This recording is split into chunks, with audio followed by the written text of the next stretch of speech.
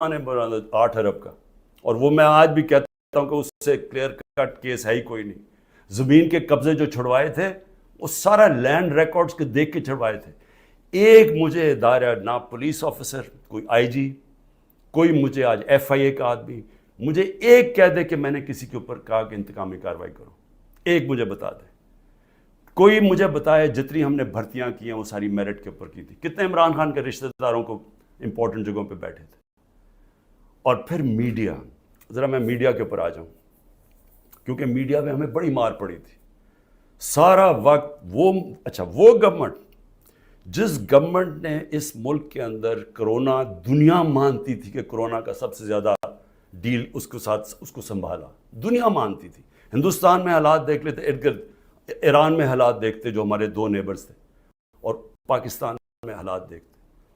اپنے ملک کو جس طرح ہم نے نکالا ہے اور بڑی رسک لے کے، تو میں آج یہ سوال پوچھتا ہوں کہ ہمارے طرف اخبار اٹھا کے دیکھ لیں جو ہماری مٹی پلیت کی گئی ہے میڈیا میں.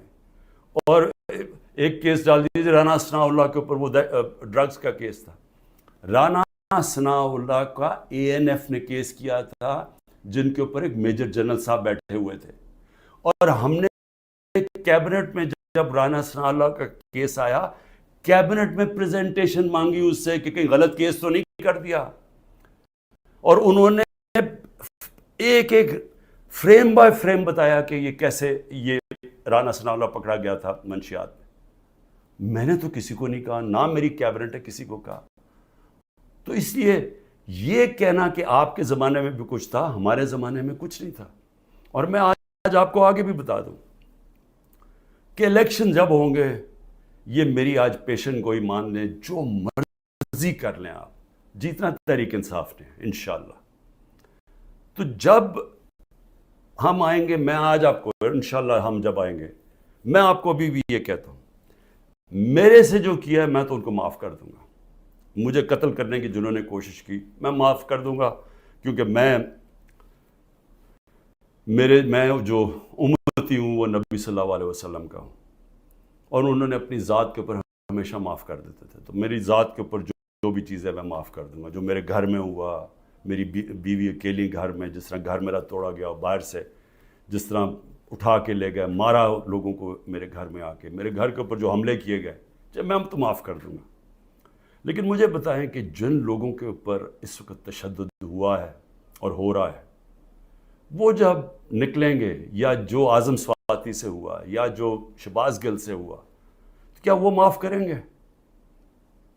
کیا یہ جو عمران ریاض کو اٹھایا، یا جو ارشد شریف، یہ جس طرح اس کی کیا فیملی معاف کرے گی؟ کیا یہ جو ورکرز جب نکلیں گے جن کو جانوروں کی طرح رکھا گیا ہے، کیا ان کو پتہ ہے کون کون سے؟ اور پولیس والوں نے زیادہ تر اچھا برتاؤ، ان کی بری رپورٹس نہیں ہیں، نامعلوم افراد نے زیادہ ظلم کیا، لیکن کئی گلو بٹ جو انہوں نے شامل کیے، کیا ان کو معاف کر دیں گے؟ جنہوں نے 25 مئی کو کیا، ہم نے چپ کر کے بیٹھ گئے، ہم نے کسی کو سزا ہی نہیں دی جب 25 مئی کو انہوں نے ظلم کیا تھا. تو کیا اب ہم معاف کر دیں گے؟ یہ جو ورکر جب نکلیں گے وہ ڈیمانڈ نہیں کریں گے کہ جن سے ظلم کیا گیا؟ تو اتنے انتہا پہ جو آپ لے کے جا رہے ہیں، یہ یاد رکھیں کہ کہیں پلان بی بن گیا تو آپ اسی جگہ پہ پھنس جائیں گے. اور میری میڈیا سے، اب میں پھر میڈیا سے پوچھتا ہوں کہ اب تو انہوں نے مکمل طور پہ عمران خان کا نام ہی اب نہیں لے سکتے اب ٹی وی چینلز، نئی چیز ہے. اگر عمران خان کا ٹی وی چینلز پہ نام نہیں لے سکتے، تو اب میں سوچ رہا ہوں کہ ٹی وی چینلز پہ گفتگو کیا ہوگی شام کو. میں اور بھی سوچ رہا ہوں کہ اس کا مطلب مریم نواز کی تو اب تقریریں دکھائی نہیں سکیں گے، کیونکہ اس کی تقریر ہی ختم ہو جائے گی اگر اس میں عمران خان کا نام نہ ہوا. یعنی اس طرح سے کیا ملک میں کیا لوگ اتنے بیوقوف ہیں کہ اگر آپ یہ نہیں کریں گے تو اس سے وہ بھول جائیں گے لوگ P T I Imran Khan کو. میں پھر سے آپ سے کہتا ہوں کہ یہ جو لوگوں سے کیا جا رہا ہے، ہمارے لوگوں سے جو میرے سے کیا جا رہا ہے، میں اپنا اس لیے نہیں زیادہ بات کرتا کہ ٹھیک ہے میں تو تیار ہوں ہر چیز کے لیے.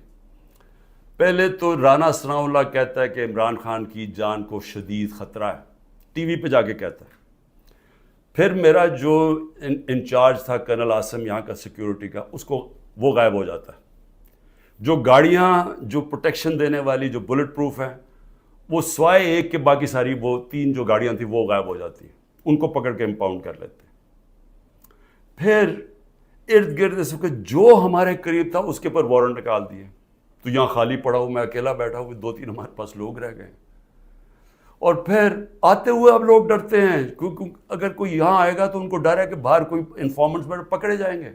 تو وہ بھی آئسولیٹڈ ہوں، وکیل صرف آ سکتے ہیں. لیکن میرا سوال یہ ہے کہ کیا اس سے میں پیچھے ہٹ جاؤں گا؟ اور پھر جو حربے استعمال کیے گئے، مجھے بڑا افسوس ہوا کہ رات میری بھانجی کا خامد، جس کا کوئی تحریک انصاف سے تعلق نہیں ہے، اس کا جو باپ اور فیملی وہ ساری نون لیگ میں ہے، اس کو کل رات اٹھا کے لے گئے. تو ایک بہن کے گھر میں چھاپے مارے ہیں انہوں نے گھر جا کے. تو یہ جو ساری حرکتیں ہیں، کیا اس سے عمران خان پیچھے ہٹ جائے گا؟ اور پھر میں نے ایک کمیٹی بنائی جس میں پرویز خٹک اور اسد کیسر تھے.